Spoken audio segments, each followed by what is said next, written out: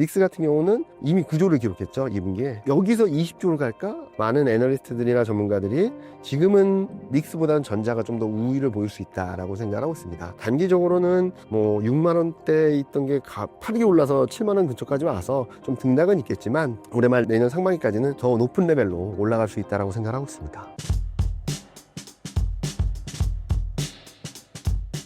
네, 안녕하십니까. 저는 대신증권 리서치센터에서 투자 전략을 담당하고 있는 이경민입니다. 작년 연간 전망을 하면서부터 코스피 3천 간다라고 했었는데 굉장히 빠르게 강하게 올라왔죠. 걱정도 많으실 거고 기대도 많으실 것 같은데 앞으로 어떻게 봐야 될지에 대해서 좀 더 자세히 말씀드리도록 하겠습니다. 코스피가 장중 3,200을 찍기도 하면서 여전히 강한 모습을 보여주고 있습니다. 현재 상황 어떻게 보시나요? 일단은 전반적인 매크로 환경들이 좀 우호적이었다라 보고 있어요. 무슨 말씀을 드리냐면 미국 경기는 좀 둔화되었음에도 불구하고 중국, 한국, 독일 이런 미국 이외의 지역들 주요 국가들이 경기 부양 정책, 금리 인하를 좀 강하게 했죠. ECB 같은 경우는 7번 연속 금리 인하를 했고 독일이 엄청난 경기 부양 정책을 쏟아냈고 중국도 이구안신 3천억 위안 그리고 금리 인하, 지준율 인하 전방위적인 경기 부양 정책을 쓰고 있고 한국도 1차, 2차 추경에 이어서 금리 인하 계속적으로 하고 있는 상황이죠. 이런 흐름들이 미국은 좀 슬로해지는 가운데 미국 이외의 지역들이 좀 올라오면서 달러는 약해지고 그리고 미국 이외의 지역들이 좀 더 좋은 우호적인 투자 환경이 만들어졌다라고 생각합니다. 그래서 수익률을 보게 된다면 신흥국, 한국, 신흥 아시아, 라틴 아메리카 이런 나라들이 되게 좋았거든요. 이런 와중에 선진국 중에서 유일하게 최상위권의 수익률이 있는 나라가 있습니다. 딱 독일이죠. 경기 부양과 금리 인하가 좀 맞물렸던 나라들이 굉장히 좋았다. 글로벌 전체로 봤을 땐. 여기다가 코스피에는 글로벌 1위를 할 수 있었던 것은 뭐니 해도 정책 불확실성 해소, 그리고 정책 기대감 유입, 요 두 가지라고 생각합니다. 생각했던 것보다는 좀 빠르게 경기 부양 정책들이 들어왔고 그리고 상법 개정, 자본시장 선진화 이런 것들이 굉장히 빠르게 추진됐죠. 그래서 7월 초에 1차 상법 개정은 의회를 통과를 했습니다. 그 뒤에도 추가적인 상법 개정을 한다라는 얘기를 하면서 그 기대감을 이어갔고 그리고 2차 추경 하면서 여러분들 지금 소비 쿠폰 받아서 쓰실 수도 있잖아요. 이런 와중에 소비 심리 지수가 급반등을 하고 글로벌 전반적인 흐름에 의해서 미국과의 교역 때문에 좀 위축되긴 했지만 미국 이외의 지역들 수출이 올라가면서 수출도 되게 견조한 모습을 보여줬거든요. 이런 것들이 좀 맞물리면서 코스피는 독보적인 상승률을 기록했다라고 생각을 하고 있습니다. 그래서 이런 분위기가 어디까지 이어질까라고 간단히 말씀드리면 저는 내년 상반기까지는 이런 추세적인 상승이 이어질 수 있다라고 생각하고 있어서 너무 걱정하지 말자. 더 좋은 시장 열린다라고 말씀드리고 있습니다. 일각에서는 단기 급등에 따른 밸류에이션 부담에 대한 우려도 나옵니다. 과열에 대한 걱정은 안 해도 될까요? 일단은 길게 보면은 밸류에이션 부담은 크지 않다. 라고 말씀드릴 수 있어요. 많은 분들이 코스피 역사적 고점 다 왔는데 부담스럽지 않냐라고 하시는데 코로나 때를 생각을 해볼게요. 코로나 때 2021년에 코스피가 3천을 넘을 때 선행 PER은 밸류에이션 레벨이 13배에서 14배였습니다. 14.7배까지 올라갔었고요. PBR은 1.1배에서 1.2배까지 올라갔었어요. 고점이 1.27배였고요. 지금 코스피가 3,200을 넘나들고 있는데 어느 정도 레벨이냐? PER은 10.6배 정도고요. PBR은 이제 1배가 될까 말까 합니다. 굉장히 비교가 되죠. 지수 레벨은 크게 차이가 안 나는데 그때에 비해서 굉장히 싸요. 그래서 밸류에이션 레벨만 놓고 본다면 최소 20에서 30% 상승률은 더 있다라고도 말씀을 드릴 수 있겠죠. 자, 그런데 지금 뭐가 문제냐? 기대가 좀 컸던 거죠. 정책에 대한 기대가 컸고, 그러니까 방향성에 대한 문제는 아닌데 기대가 크다 보니까 주가가 멀리 갔다가 많은 투자자분들이 기대했던 것만큼 속도가 빠르고 강도가 빠르면 조정이 별로 없을 텐데 이건 기대감이 좀 컸죠. 상법 개정에 대한 추가 개정에 대해서도 7월 말에 끝낼 거야 라고 했는데 아직까지 되는 건 없고, 그리고 실적도 마찬가지예요. 이제 2분기 실적 시즌에 들어왔는데 보면은 그동안 주가가 잘 갔던 업종이나 종목들은 실적 전망치가 굉장히 많이 상향 조정됐습니다. 그런데 소외되었던 업종들은 실적 전망치가 좀 하향 조정됐거든요. 이게 실적이 안 좋을 거고 이게 실적이 좋을 거다라고 말할 수도 있겠지만 거꾸로 말씀드리면 잘 갔던 업종이나 종목들에는 실적 기대가 높았어요. 기대감이 컸다라는 거죠. 반대로 소외 업종에는 실적 기대가 낮았어요. 기대가 없었다는 거죠. 그래서 실적 기대가 너무 높았던 업종, 그러니까 이 정도의 실적이 갈 거야 라고 했던 주가가 이렇게 가던 게 실적이 더 좋아질 것 같은데 하면서 주가가 날아간 종목들 있잖아요. 근데 이렇게 올라갔던 종목이 실적 기대가 더 좋아야지 조정이 없지, 이 정도만 된다 하더라도 조정은 있을 거거든요. 그래서 기대와 현실 간의 괴리를 좁히는 시간이다 라고 말씀드리고 있고, 소외되었던 업종들 최근 2차 전지 뭐 엄청나게 반등을 하잖아요. 이런 업종들을 보면은 기대가 워낙 낮았기 때문에 쇼크만 아니라면 오 다행이다 라고 하면서 반등을 하는 그림이겠죠. 그리고 기대가 낮다 보니까 악재를 많이 선반영을 했고, 그리고 기대가 높다 보니까 호재를 많이 선반영했다는 거죠. 그렇게 되면 어떻게 될까요? 관성이 생겨서 많이 소외됐던 업종들은 호재에 민감해지고, 많이 올라간 종목이나 업종들은 악재에 민감해지겠죠. 그런 그림들이 아마 7, 8, 9월 달에는 좀 등락을 야기할 수 있는데, 이거는 1차적인 밸류에이션 레벨, 그러니까 10배, 선행 PR 10배, 선행 PBR 1배, 1차 정상화에 도달한 이후 기대와 현실 간의 간극을 좁히는 과정이지, 여기서 시장이 부러지거나 그러지는 않을 거라고 생각합니다. 그래서 저희는 3분기 중에 좀 등락이 있을 거라고 보고 있는데, 그 등락은 적극적으로 비중을 확대하는 기회가 되지 않을까라는 예상을 하고 있습니다. 20에서 30% 여력이 있다는 얘기는 4,000포인트까지 열려 있다고 보면 될까요? 아직까지 공식적으로 내년 밴드를 설정하지는 않았지만 3,900에서 4,000까지 열려있다고 생각하고 있거든요. 코로나 때를 한번 생각하시면 되게 쉬워요. 코로나 때 코스피가 1,400까지 빠졌습니다. 1,400까지 빠졌다가 6개월 만에 2,400이 갔거든요. 그리고 6개월 만에 2,400으로 쫙 올라온 다음에 3개월 동안 2,200에서 2,400 박스권을 거쳤어요. 그리고 싹 3개월 박스권 등락 보이면서 과열 털어내고, 좀 급하게 올라온 것도 좀 쉬어가고, 좀 매물 소화하고, 그런 과정을 거친 뒤에 2,200을 저점으로 3개월 만에 3,200 갔습니다.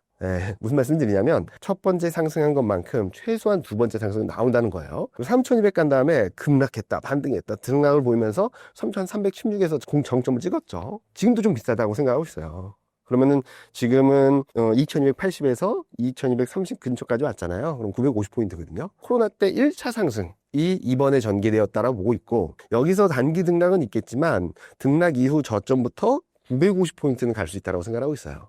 만약에 예를 들어서 코스피가 3,000에서 3,200선 박스권을 거쳤다, 그러면은 3,950까지는 열릴 것이고, 최소한입니다.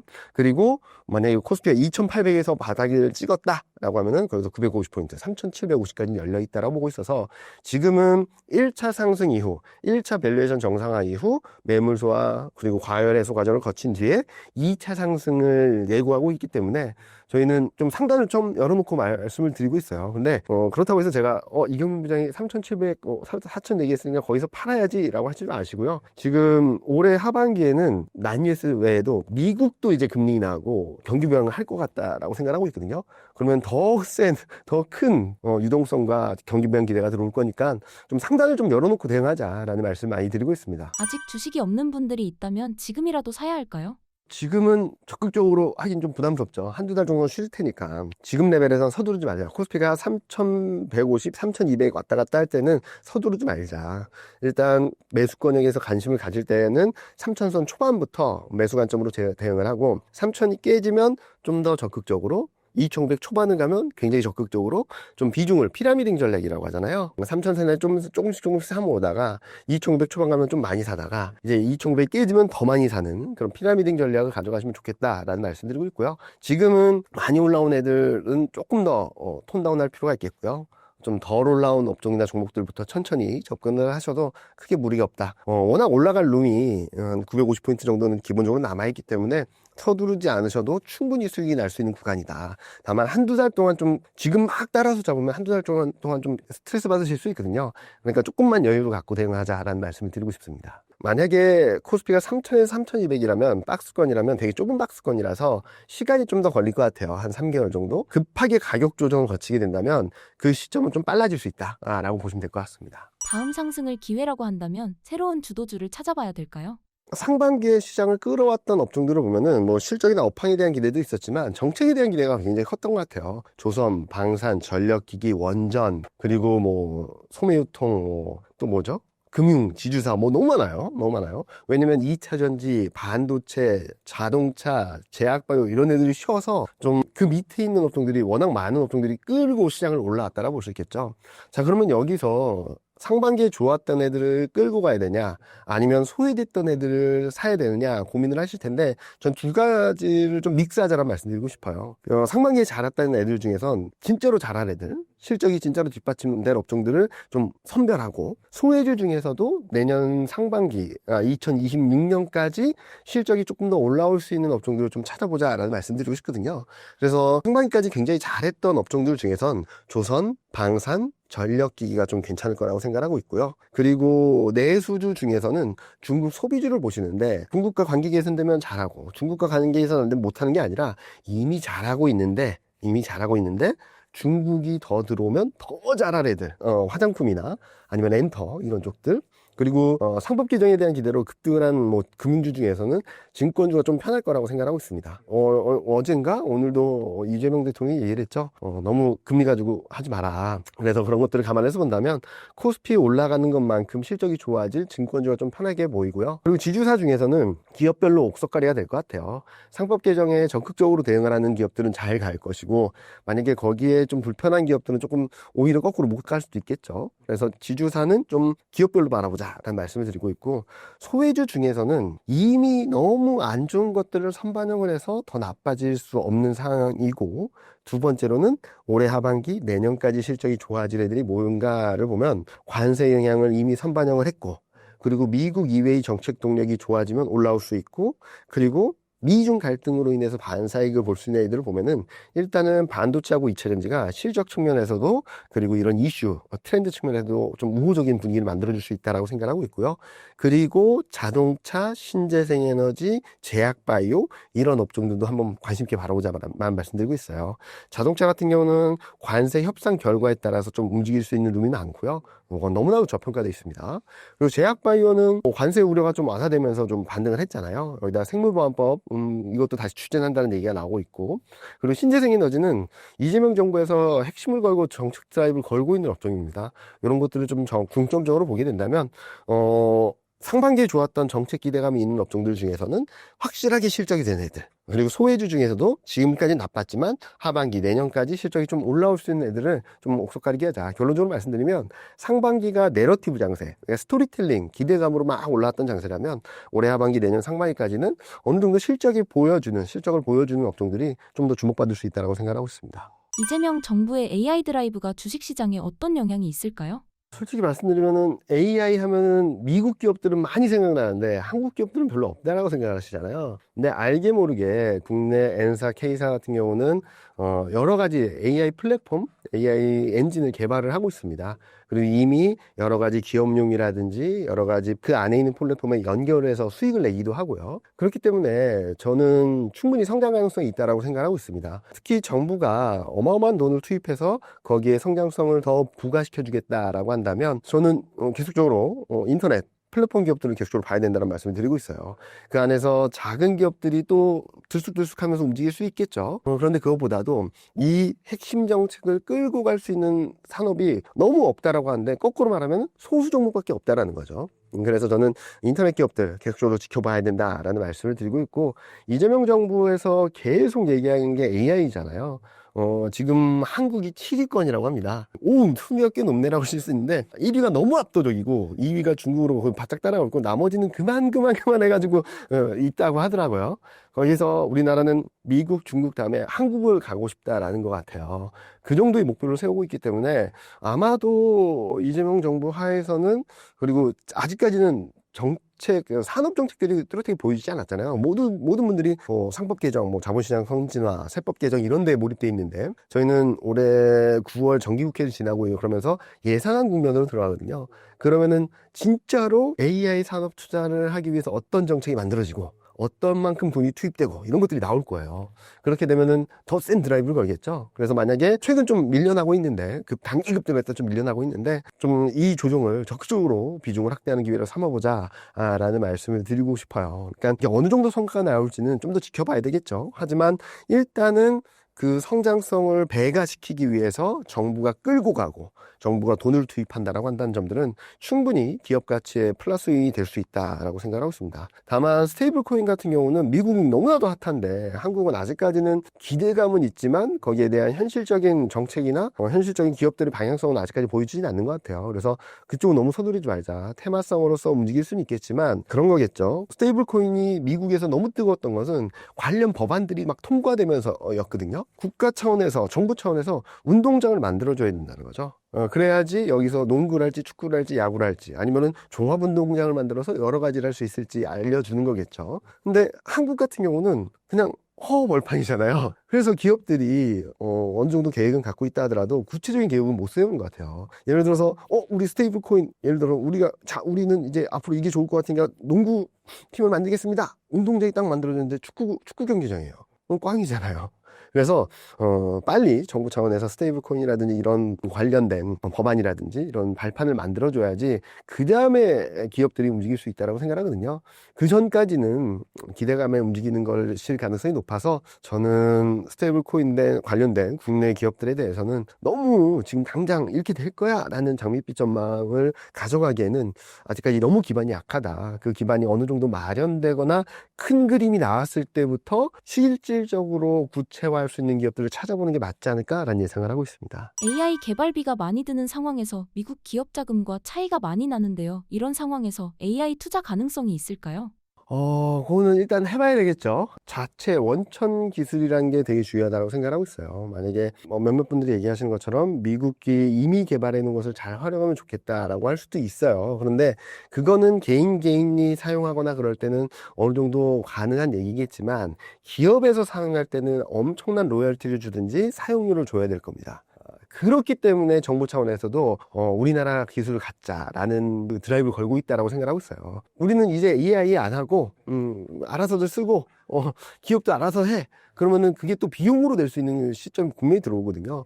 여러분들도 아시다시피 넷플릭스 워낙 많이 보는데 가격을 계속 올려서 많은 분들이 부담을 느끼기도 하고 하지 않습니까? 근데 이거는 AI라고 하다 보면은 그게 단순하게 우리가 쓰는 챗GPT나 이런 것들을 넘어서서 기업들에서는 관련된 산업이라든지 관련된 프로젝트라든지 이런 데도 활용할 거란 말이죠. 그러면은 상대방이 그래 100만 원 했어 그럴까요? 되게 중요한 핵심 AI 기술이라면 그렇진 않겠죠. 그래서 저는 무조건 일단은 개발을 해보자. 그래서 우리나라만의 원천 기술을 갖고 그거를 여러 산업들이나 여러 기술들이 접목을 시키면서 그게 시너지 효과를 낼 수 있다고 생각하거든요. 그렇지 않으면은 계속 종속될 수밖에 없는 거죠. 그런 차원에서 아마 AI 기술 개발을 더 박차를 가하고 있다고 생각하고 있어요. 그래서 이게 한 게 맞냐? 미국에 뒤쳐졌고 늦어졌는데 이제 와서 가는 게 맞냐라고 하실 수도 있지만 미국, 중국 말고는 아직까지 그렇게 센 나라들은 없어요. 그래서 그 안에서 3위 안에 들게 된다면 그것 또한 성과라고 보고 있고 그것들을 또 한편으로는 좀 저렴한 가격으로 저개발 국가와 같이 공조를 한다거나 거기에 커뮤니케이션을 해서 사업성을 키운다거나 그럴 수도 있거든요. 그런 것들을 충분히 고려할 수 있는 상황이라서 지금 여기서 늦었으니까 포기하자? 그거보다는 좀 더 적극적으로 해서 좀 빨리 캐치업을 해서 최소한 그들의 기술력에는 못 미칠 수는 있어도 우리 자체 기술 가지고 우리 산업을 발전시키는 데에는 좀 더 활용성을 높일 수 있지 않을까라는 예상을 하고 있습니다. 우리나라 IT 기업들도 충분히 개발이 가능하다고 보시나요? 개발을 하고 있고 개발 중이고 그렇지만 아직까지는 그 미국 기업들이 못 쫓아가니까 아직까지 이슈성을 받지 못하고 있는데 N사 같은 경우는 클로버X 이런 것들을 계속적으로 개발을 하고 있고요. 회의사 같은 경우도 굉장히 여러 가지로 AI를 접목시키고 있어요. 그런 것들이 하나둘 가시화되게 된다면 챗GPT 정도는 아니겠지만 그래도 우리가 뭔가를 활용하는 데 있어서는 좀 유용할 수 있다고 보고 있고 N사 같은 경우는 쇼핑 플랫폼에 AI를 잘 활용하고 있습니다. 그런 것들도 가시성으로 보여주고 있고 그러니까 우리가 생활 속에서 느끼지 못한다고 해서 AI 기술이 없는 건 아니에요. 그러니까 여러 산업들에 접목되면서 차근차근 이렇게 올라가고 있으니까 그런 것들을 좀 지켜보고 그런 기술들이 좀 더 디벨롭돼서 미국과 좀 비슷하게 따라가게 된다면 한국어로 된 게 훨씬 더 편하겠죠. 이런 것들을 좀 더 지원을 해주고 적극적으로 드라이브 걸어준다면 AI 쪽도 충분히 성장성이 있다. 지금보다는 더 나아지겠죠. 네, 그런 것들을 좀 더 그리고 지금 예상했던 속도보다 좀 더 빨라지겠죠. 그러면 주가는 반응할 거라고 생각합니다. 그래서 저는 인터넷 플랫폼 기업들은 계속적으로 관심 있게 바라봐야 된다라는 말씀을 드리고 있습니다. 삼성전자와 SK하이닉스 주가 괴리는 어떻게 바라보면 될까요? 저희는 올해 하반기부터 좁혀지기 시작했다. 최근부터도 좁혀지기 시작했다라고 생각하고 있어요. 일단은 AI 반도체, AI 산업에 대한 성장성에 대한 의구심은 아무도 갖지 않습니다. 한때 우려가 있었죠. AI 성장성 끝났다라고 했지만 그때도 성장이 꺾인 게 아니라 성장 속도가 둔화되는 거 아니야라는 걱정을 했던 거지 성장이 끝난 건 아니죠. 근데 계속적으로 나오는 얘기는 성장 속도에 대해서 조금 슬로해지는 거 아닌가? 투자는 계속하고는 있지만 100을 투자했을 때 100을 하는 거는 100% 증가하겠지만 1000을 투자했을 때 100을 하는 것은 10%잖아요. 이미 규모의 경제가 점점 커지는 상황에서 그 레벨이 더 세게 올라갈 수 있을까? 지금까지 1000을 투자했다면은 1000을 해야지 100%지 않습니까? 1000을 투자한 상황에서 500 600 하면 그 모멘텀은 작아지는 거잖아요. 그런 측면으로 들어가서 지금 뭐 AI 반도체, AI 모멘텀에 대해서는 조금 주가 측면에선 조금 퀘스천 마크를 던지는 부분들도 있고 워낙 많이 생산을 하다 보니까 지금 일각에서는 HBM 반도체 가격이 일시적으로 하락할 수 있다는 얘기들도 나오고 있어요. 그런데 왜 삼성전자는 캐치업하냐? 일단은 아까 제가 말씀드렸던 것 중에 중국, 유럽 경기가 조금씩 살아난다고 했지 않습니까? 그럼 뭐가 좀 좋아질까요? 수요가 좀 좋아지겠죠. 그리고 또 하나 특징적인 것은 중국에 이구환신이라는 보조금이 있는데 작년까지만 해도 가구, 가전, 자동차에만 보조금을 줬던 게 올해부터 IT 기기까지 주고 있어요. 그러면서 레거시 반도체, 그러니까 전통 반도체 수요가 급증을 했고 그러면 반도체 가격이 막 날아가기 시작했던 거거든요. 저는 이런 상황들이 좀 쉽게 꺼지지 않을 거라고 보고 있고 여기에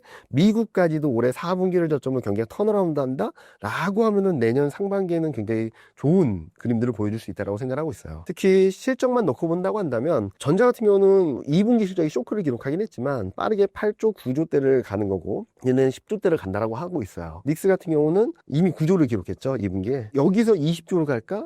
그렇진 않겠죠. 그래서 이익 모멘텀이나 이익 레벨업 되는 정도나 강도를 보게 된다면 많은 애널리스트들이나 전문가들이 지금은 닉스보다는 전자가 좀 더 우위를 보일 수 있다라고 생각하고 있습니다. 단기적으로는 뭐 6만 원대에 있던 게 파리 올라서 7만 원 근처까지 와서 좀 등락은 있겠지만 올해 말 내년 상반기까지는 더 높은 레벨로 올라갈 수 있다라고 생각하고 있습니다. 저희는 삼성전자를 좀 더 선호한다라고 말씀드리고 있고요. 반도체 애널리스트 투자 의견에 있어서도 선호도에 있어서도 전자가 닉스보다 좀 우위에 있다라는 얘기를 올해 하반기부터 계속적으로 강조드리고 있습니다. 삼성전자의 호재가 될 만한 이슈는 어떤 게 있을까요? 재고라든지 악재는 다 털었다라는 거죠. 2분기 실적 쇼크를 통해서. 그렇기 때문에 일각에서는 3분기에는 8조를 간다. 좀 좋게 보는 분들은 9조를 간다라고 하는 상황이거든요.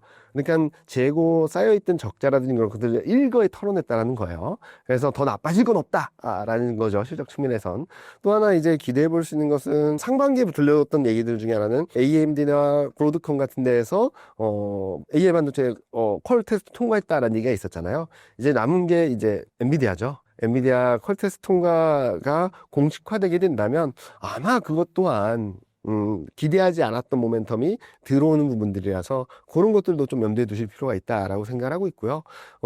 일단은 글로벌 전반적인 수요가 좀 살아난 데 따른 수혜가 충분히 있을 거라고 생각하고 있습니다. 그만큼 항상 그렇죠. 나쁠 때는 더 나빠질 것 같고 좋을 때는 더 좋아질 것 같기도 하고 어떤 방향성으로 하면 영원할 것 같긴 하지만 극점에 달하게 되면 그 반전이 분명히 나오게 됩니다. 최근 전자가 급반등을 했던 것도 그렇고 2차 전지가 급반등을 했던 것도 그렇고 이런 극점에서의 변화들이 좀 이제 최근 구체화되고 있다고 보고 있어서 저희는 올해 하반기 내년 상반기까지는 닉스보다는 전자를 좀 더 선호한다라고 말씀드리고 있습니다.